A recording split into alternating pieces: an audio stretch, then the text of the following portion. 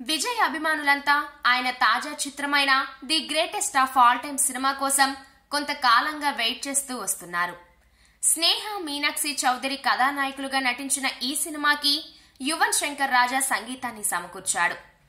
AGs entertainment banner పై నిర్మితమైన ఈ cinema ఈ రోజునే తమిళంతో పాటు తెలుగులోనూ విడుదలైంది. ఈ సినిమా ఎలా ఉందనేది ఇప్పుడు చూద్దాం.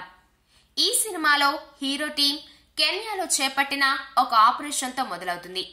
ఒకవైపున రన్నింగ్ లో ఉన్న ట్రైన్, దానితో సమానంగా ఇసుకలో పరిగెత్తే కార్, ట్రైన్ పై ఎగిరే హెలికాప్టర్ తో హడావిడిగా మొదలవుతుంది. మనం ఓపెనింగ్ సీన్ చూస్తున్నామా, క్లైమాక్స్ సీన్ చూస్తున్నామా అనే డౌట్ వస్తుంది. ఆ తర్వాత చల్లబడిన కథ చప్పగా సాగుతూ నీరసంగా కదులుతూ ఉంటుంది. హీరో టీం చకచక దేశ దేశాలు తిరిగేస్తూ ఆపరేషన్లు చేస్తూ ఉంటుంది. దేనికోసం అనేది మనకి క్లారిటీ కూడా ఇవ్వరు.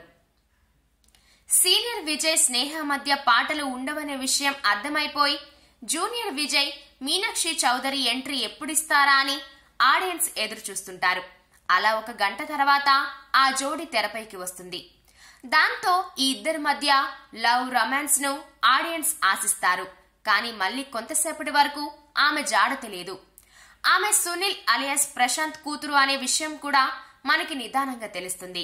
అలాగే ఈ సినిమాకి సీనియర్ విజయ్ హీరో అయితే జూనియర్ విజయ్ విలన్ అనే సంగతి కూడా అంతే స్లోగా అర్థమవుతుంది. ఇది విజయ్ స్థాయికి తగిన భారీ యాక్షన్ సినిమానే. యాక్షన్ సీన్లు, చేసింగ్లు ఒక రేంజ్ లో ఉంటాయి. అయితే వాటిని మనకి కనెక్ట్ చేసే సరైన కథ లేదు.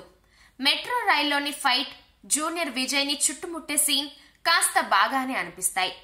తండ్రి విజయ్ హెయిర్ స్టైల్ అస్సలు కుదరలేదు. ఆయన కొడుకు కాబట్టి అన్నట్టుగా కొడుకు విజయ్ హెయిర్ స్టైల్ ని మరింత చెడగొట్టారు.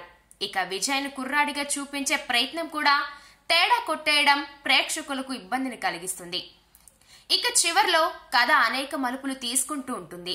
ఆ మలుపులు ప్రేక్షకులు ఆశ్చర్యపోయేలా కాకుండా బిత్తరపోయేలా ఉంటాయి.